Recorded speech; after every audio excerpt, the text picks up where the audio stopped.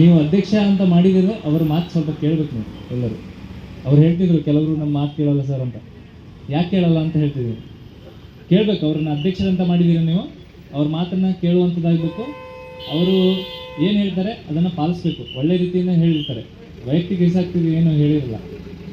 ಇದು ಮತ್ತೊಂದಂದರೆ, ಈಗ ನೀವು ಯೂನಿಫಾರ್ಮ್ ಹಾಕ್ಕೊಂಡಿದ್ದೀರ. ಈಗ ಪೊಲೀಸ್ ಯೂನಿಫಾರ್ಮ್ ಹಾಕೋಕ್ಕಿಂತ ನೆಕ್ಸ್ಟ್ ನಿಮಗೆ ಯೂನಿಫಾರ್ಮ್ ಹಾಕೋ ಒಂದು ಅವಕಾಶ ಸಿಕ್ಕಿದೆ.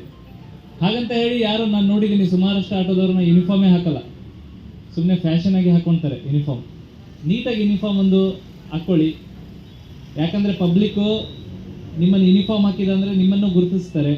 ಸಮಾಜದಲ್ಲಿ ಯೂನಿಫಾರ್ಮ್ ಎಲ್ಲರಿಗೂ ಹಾಕಲಿಕ್ಕೆ ಅವಕಾಶ ಸಿಗಲ್ಲ, ನಿಮಗೆ ಸಿಕ್ಕಿದೆ. ಹಾಗಾಗಿ ಪ್ರತಿಯೊಬ್ಬರು ಕಂಪಲ್ಸರಿಯಾಗಿ ಯೂನಿಫಾರ್ಮ್ ಹಾಕ್ಕೊಂಡು ಅದನ್ನು ಪಾಲಿಸಿ ಮತ್ತು ಅದರ ಏನಿದೆ ಮೌಲ್ಯವನ್ನು ಕಾಪಾಡಿ. ಮತ್ತೊಂದು, ಈಗ ಸುಮಾರಷ್ಟು ಜನ ನಾವು ನೋಡಿದ್ದೀವಿ, ಕೆಲವೊಂದು ಪಾರ್ಕ್ಗೆಲ್ಲ ಹೋಗಿ ರೈಡ್ ಮಾಡಿದ್ದೀವಿ.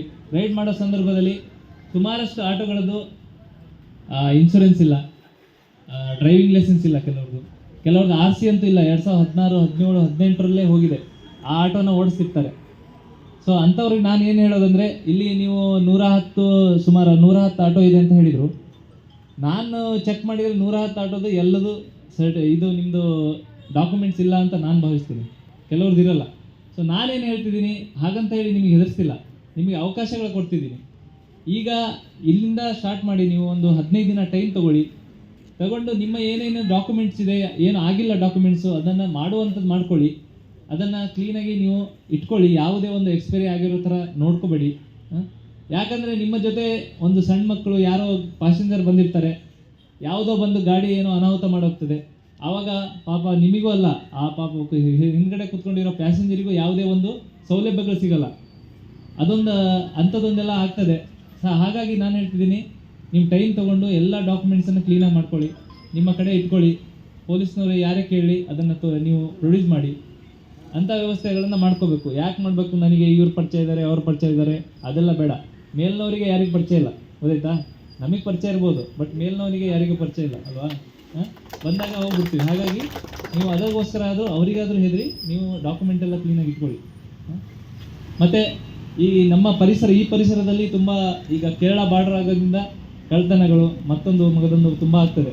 ನೋಡಿ, ಮೊನ್ನೆ ದಿನ ಇಲ್ಲಿ ನಮ್ಮ ಮುದುಕರ ಕಟ್ಟೆಯಲ್ಲಿ 69 ವರ್ಷದ ಮುದುಕಿ, ಇದು ಪಾಪ ಪ್ರಾಯದವರು ಮಹಿಳೆ, ಅವರು ಹುಲ್ಲು ಕೀಳಕ್ಕೆ ಹೋಗ್ಬೇಕಾದ್ರೆ ಅಲ್ಲಿ ಇಬ್ಬರು ಬಂದು ಅವರ ಚೈನನ್ನು ಸ್ನ್ಯಾಚ್ ಮಾಡ್ಕೊಂಡು ಹೋದರು.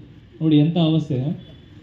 ಅಂಥ ವ್ಯವಸ್ಥೆಗಳಾದಾಗ ಏನಾಗ್ತದೆ, ತುಂಬ ಈ ಸಮಾಜದಲ್ಲಿ ಭಯ ವಾತಾವರಣ ಸೃಷ್ಟಿ ಮಾಡ್ತದೆ. ಹಾಗಂತ ಹೇಳಿ ನಾವು ಸುಮ್ಮನೆ ಇರಲಿಲ್ಲ. ಒಂದು 4 ಗಂಟೆಯಲ್ಲಿ ಅವ್ರನ್ನ ಹಿಡಿದ್ವಿ ನಾವು, ಯಾರಂತ ಇದು ಮಾಡಿ ಅವ್ರನ್ನ ಹಿಡಿಯುವಂಥ ವ್ಯವಸ್ಥೆ ಮಾಡಬೇಕು. ಕೆಲವೊಂದು ಟೈಮಲ್ಲಿ ನಮಗೆ ಗುರುತಿಸೋಕ್ಕೆ ಆಗಲ್ಲ ಅಂಥ ಕಳ್ಳರನ್ನು. ಸೊ ಹಾಗಾಗಿ ನೀವು ಇಲ್ಲಿ ಇರ್ತೀರಾ, ಪರಿಸರದಲ್ಲಿ ಆಟೋಗಳು ಇರ್ತೀರಾ, ನೀವು ಆಚೆ ಈಚೆ ಓಡಾಡ್ತೀರಾ, ಅಂತ ಯಾರು ಅನುಮಾನಾಸ್ಪದವಾಗಿ ವ್ಯಕ್ತಿಗಳು ಓಡಾಡ್ತಾರೆ, ಅಂಥವ್ರ ಬಗ್ಗೆ ಗಮನ ಕೊಡಿ, ಅಂಥವ್ರು ನೋಟ್ ಮಾಡ್ಕೊಳ್ಳಿ, ಅಂಥವ್ರ ಬಗ್ಗೆ ನಮಗೆ ಮಾಹಿತಿ ಕೊಡಿ, ನಿಮ್ಮ ಅಧ್ಯಕ್ಷರಿಗೆ ಕೊಡಿ, ಇಲ್ಲ ನಮ್ಮ ನಂಬರ್ ಇದ್ದರೆ ನಮಗೆ ಡೈರೆಕ್ಟ್ ಫೋನ್ ಮಾಡಿ ಕೇಳಿ. ಅಂಥ ವ್ಯವಸ್ಥೆಗಳೆಲ್ಲ ನಮ್ಮ ಸಮಾಜದಲ್ಲಿ ಆಗಬಾರ್ದು, ನಮ್ಮ ಪರಿಸರದಲ್ಲಿ ಆಗಬಾರ್ದು. ಅಂಥ ಅಂಥ ಸಮಾಜದಲ್ಲಿ ಕೆಟ್ಟವ್ರ ಬರಸನ್ನು ನಾವು ಇಟ್ಕೋಬಾರ್ದು ಯಾವತ್ತು. ಅವರನ್ನು ಕಾನೂನು ಅಡಿಯಲ್ಲೇ ನಾವು ದಂಡಿಸಬೇಕು.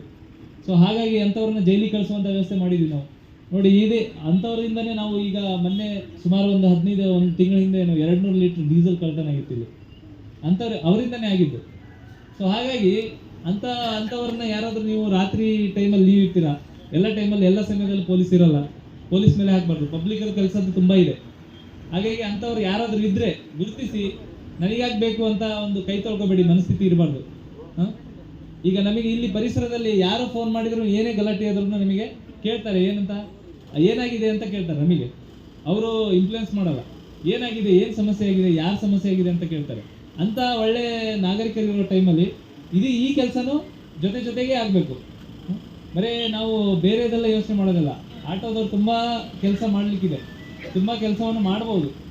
ನೋಡಿ, ತುಂಬ ಆಟೋಗಳದ್ದು ನನ್ನ ಸಮಸ್ಯೆ ಅಂದರೆ, ತುಂಬ ಆಟೋಗಳಲ್ಲಿ ಈ ಡ್ರಗ್ಸ್, ಮಾದಕ ವಸ್ತುಗಳು ಸಾಗಿಸೋದೊಂದು ತುಂಬ ಮಾಹಿತಿ ಇದೆ. ನೋಡಿ, ನಿಮ್ಮ 110 ಆಟೋ ಅಂತ ಹೇಳ್ತೀರಾ ನೀವು. ಆಟೋ ಸ್ಟ್ಯಾಂಡಲ್ಲಿ ಬರ್ದೇನೆ ತುಂಬ ಆಟೋಗಳು ಓಡಾಡ್ತಿದೆ. ನಮ್ಮ ಸ್ಟೇಷನಲ್ಲಿ ನಿಂತಿದ್ದ ಆಟೋ, ಅವೆಲ್ಲ ಕೇಸ್ ಮಾಡಿರುವಂಥ ಆಟೋಗಳು, ಅವು ಯಾವ ಸ್ಟ್ಯಾಂಡಲ್ಲಿ ಇರುವಂಥ ಆಟೋಗಳಲ್ಲ. ನೋಡಿ, ನಮ್ಮಲ್ಲಿ ಮೊನ್ನೆ ಈಗ ಮೊನ್ನೆ ಅದಕ್ಕಿಂತ ಹಿಂದೆ 4 ಮನೆಗಳಲ್ಲಿ ಕಳ್ತನ ಆಗಿತ್ತು. ಡೇನೆ ಹಗಲಲ್ಲೇ ಕಳ್ತನ ಆಗಿತ್ತು. ನಮ್ಮ ಮುಡುಪು ಒಬ್ರದ್ದು ಕಳ್ತನ ಆಗಿತ್ತು. ನಾವು ಸುಮಾರು ಅವರನ್ನು ಹಿಡಿದು ಅಂತಾರಾಜ್ಯ ಕಳ್ಳರು ಅವರು.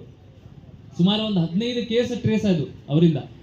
ಸುಮಾರು ಮನೆಗಳ ಒಡೆದು ಬಂಗಾರ ಮತ್ತೊಂದು ಮಗದೊಂದು ಎಲ್ಲ ಒಡೆದೋಗಿದ್ದಾರೆ.